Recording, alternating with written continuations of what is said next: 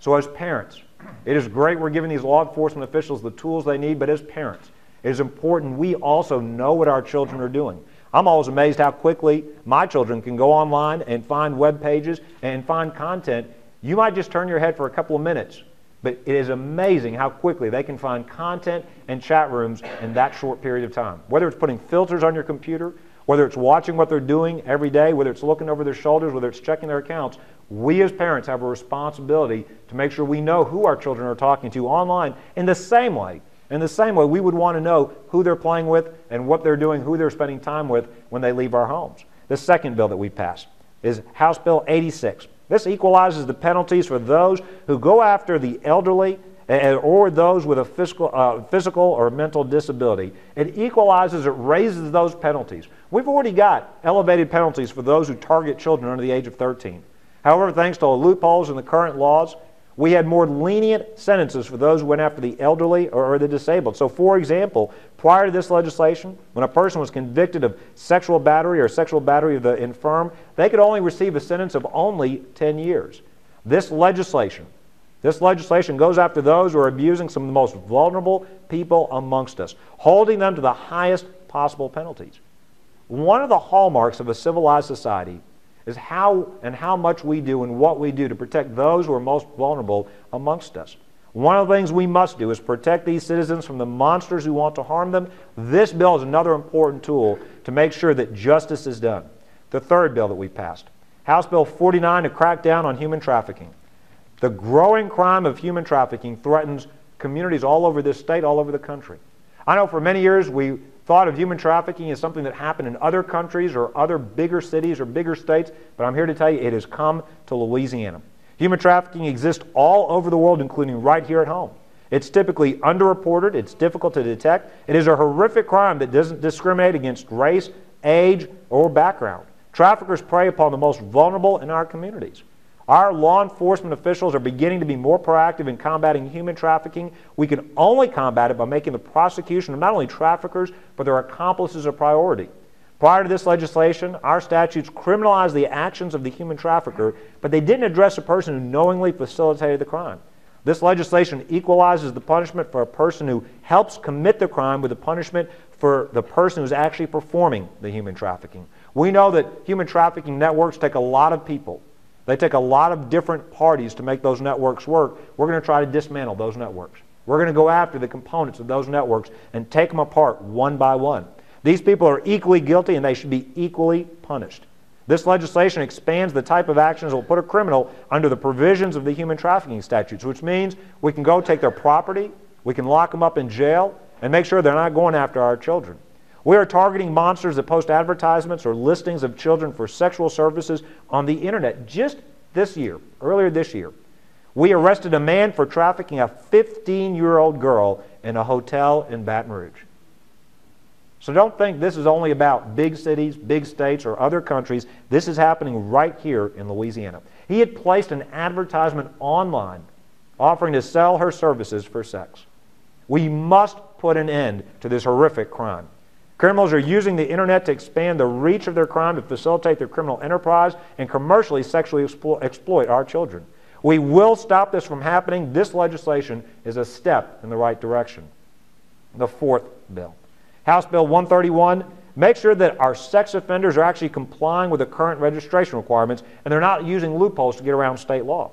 Currently, a sex offender has to get a driver's license or ID card that clearly states sex offender on it and must be renewed every year. However, to date, if they carried counterfeit identification, if they alter their licenses or cards, this was not a violation of their registration requirements. This is obviously an absurd loophole in the law, and I want to thank folks on the front lines from the law enforcement community who brought this to our attention. Now, with this legislation, it'll explicitly make this a violation of a sex offender's registration if they fail to get a driver's license or ID with sex offender labeled on it, if they're in possession of ID that has been altered with the intent to defraud, or if they are in possession of counterfeit ID. In other words, they can no longer block out those words. They can no longer get a fake ID to get around the registration requirements, to get around the employment bans and the other requirements that are already in law. Fifth and finally, and I want to thank Chairwoman Katz for being here, the fifth and final bill transfers the Missing and Exploited Children Information Clearinghouse from DCFS to the Office of State Police. This database maintains all the reports of missing children from parents, law enforcement, other state clearinghouses, and the National Center for Missing and Exploited Children. This information is then disseminated to law enforcement agencies within Louisiana and other states. 39 other states already have their clearinghouses within state police. It only makes sense. It only makes sense that we also put this clearinghouse in state police where they have 24/7 resources. They have access to resources to make sure that we are immediately going after these missing children and trying to bring them back to safety. This transfer will give us real-time, 24-hour updates for children entered whose information is entered into this database. State Police also has access to the National Crime Information Center, which provides a profile of criminals involved in exploiting children, including human traffickers that travel the country, often linked to big sporting events or other occasions to pick up children. This transfer will expand our capacity to locate missing children and to get them back safely. The bottom line is this. I want to close with two final comments before I ask Kay Katz to talk about the bill that she's authored, then Sheriff Dean to come up here, and then finally we'll close with our state police superintendent, Mike Edmondson, before we sign these 5 bills into law. I want to just close with two final comments. First is this. I want to thank the team of people you see in this courtroom today. You've got folks from the private sector. You've got folks from the law enforcement agencies. You've got local law enforcement, parish, state law enforcement. You've got DAs. We've got federal partners as well. And you've got an unprecedented group of people working together to protect Louisiana's children. And I know I named some individuals at the beginning, but I can't name every single person and group in here by name. But I want to thank you because I know you're on the front lines. I know this can be heartbreaking work. But I also know that it is truly, you're doing the Lord's work.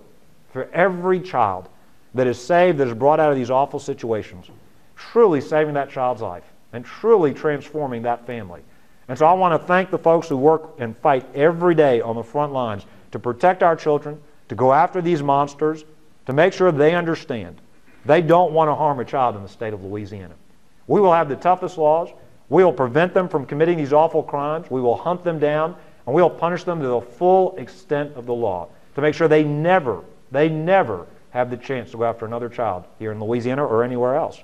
Finally, I want to again thank everybody that's worked so hard, and with that I want to introduce the chairwoman of the House Health and Welfare Committee, the author of one of these very, very important bills. And again, she's traveled a great distance to be here, and I want to ask you to please give a great Shreveport welcome for Chairwoman and Representative Kay Katz. Thank you, Bill.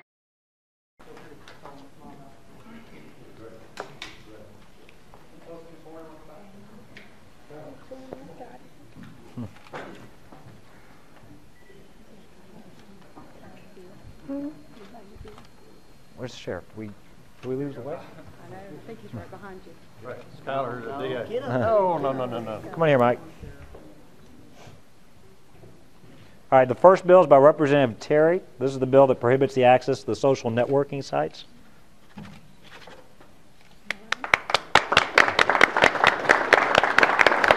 Thank you. Thank you very much. Appreciate it. Second bill is Bill 86 by Bodie White. This is the one that equalizes the penalties and protects the elderly and the disabled.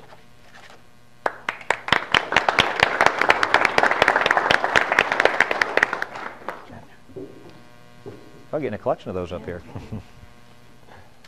Third bill by Ricky Template is the one that makes sure that sex offenders actually have to carry the ID. They can't exploit that loophole in the registration laws.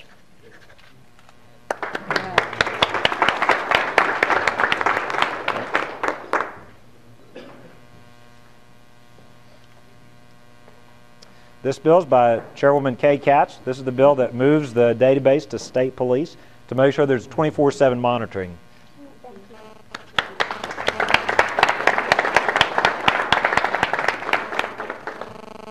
Thank you very much for doing this bill. We'll take that. And then finally, we've got House Bill 49 by Walt Leger, and this makes sure that this goes after the crime of human trafficking and goes after those that facilitate the crime of human trafficking as well.